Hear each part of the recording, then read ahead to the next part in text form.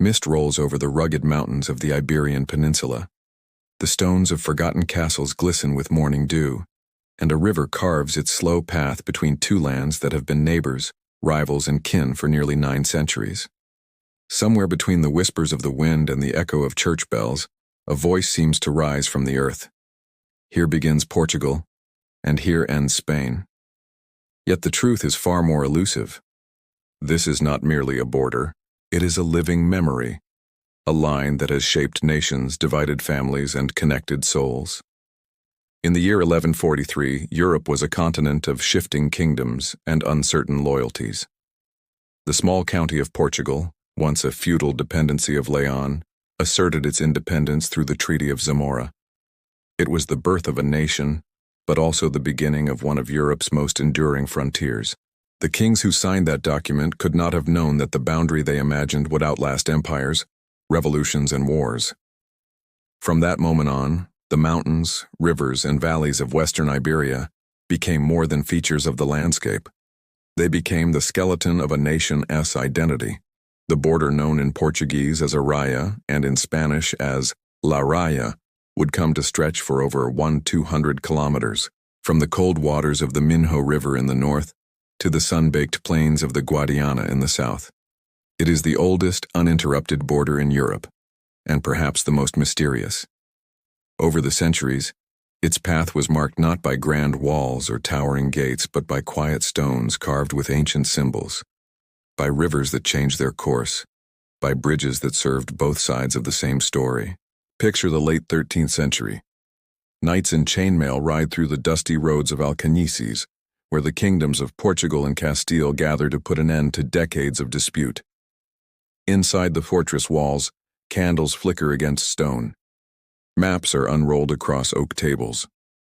Voices rise and fall, echoing through the hall as two kings, Dinis of Portugal and Ferdinand IV of Castile, shape the destiny of the peninsula. The Treaty of Alcañices, signed in 1297, fixed the boundaries that remain largely unchanged to this day. The ink may have dried that night, but the human stories it defined were only beginning. For the people living along the border, the line was never as clear as the kings believed. Shepherds crossed with their flocks under the moonlight, moving freely from one kingdom to the other. Farmers sowed fields claimed by both crowns. Traders carried salt, wine, and olive oil across invisible limits. Contraband became a way of life, a quiet rebellion against geography itself. The border was not a wall, but a conversation, a rhythm of give and take, of hiding and revealing, of belonging to both sides and to neither. Centuries passed. Castles became ruins, and watchtowers fell silent. But the Rayanos, the border people, remained. They spoke in dialects that mixed Portuguese and Spanish into a single melody. Their markets, festivals, and marriages ignored the invisible line. A villager could live in Portugal, work in Spain, and pray in a church that served both communities. To outsiders, it was confusing. To those who lived there, it was simply home. In the 17th century, when the Iberian Union collapsed and Portugal fought to reclaim its sovereignty, the borderlands again became a stage for war. Fortresses like Elvas, Almeida, and Badajoz thundered with cannon fire. Soldiers dug trenches where shepherds once walked. But even amid the violence, the connection endured. When the smoke cleared, the same faces reappeared on both sides. Cousins, friends, lovers separated by a treaty but joined by memory. By the 19th century, the age of empires and industrial change swept across Europe, yet the border between Portugal and Spain remained nearly untouched. It was as if time itself respected its endurance. Finally, in 1926, the Convention of Limits settled the last undefined stretches along the Guadiana River. After almost 700 years, the map was complete. But the reality on the ground was still more fluid than any line could capture. Today, as you drive through the countryside, it's easy to cross from Portugal into Spain without noticing. There are no gates, no guards, just a sign, a different road surface, perhaps a subtle change in the color of the houses. The European Union and the Schengen Agreement have made this once rigid frontier nearly invisible. Yet to those who know where to look, its traces remain everywhere. Old stone markers stand forgotten in the fields, inscribed with royal crests weathered by centuries of rain. Abandoned customs houses crumble by the roadside, and the rivers, the Minho, the Douro, the Tagus, the Guadiana, still flow between nations, whispering the same eternal dialogue between difference and unity. In the villages of the Raya, the border lives on in the stories of the people. Elderly farmers remember crossing secretly at night to trade goods. Children play among ruined forts without knowing their purpose. Folk songs blend the rhythms of both languages, celebrating saints that belong to everyone and to no one. Life along the border has always been an act of balance, between loyalty and survival, between law and custom, between separation and connection. The landscape itself tells the story.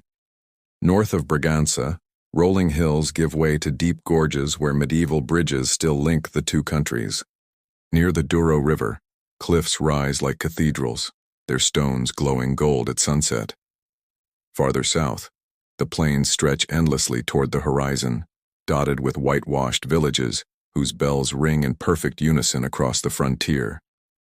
Each sound, each shadow, each gust of wind carries the memory of centuries. Standing on this ancient border today is like standing at the edge of time. The air feels heavy with history, yet peaceful, a silence that speaks. You realize that the frontier, once drawn to separate kingdoms, has become a symbol of something greater, the endurance of coexistence. Here, identity is not a question of belonging to one side or the other, but of belonging to both, to the shared story of the Iberian Peninsula.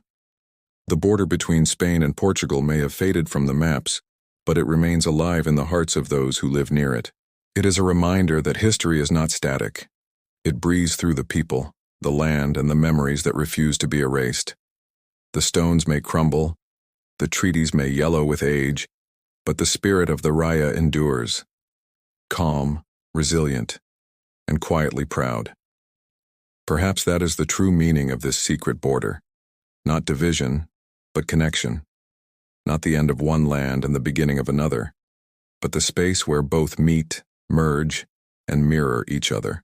So, as the sun sets over the valleys of Iberia and the shadows of the old castles stretch across the land, imagine standing between two worlds that have learned, after so many centuries, to exist as one.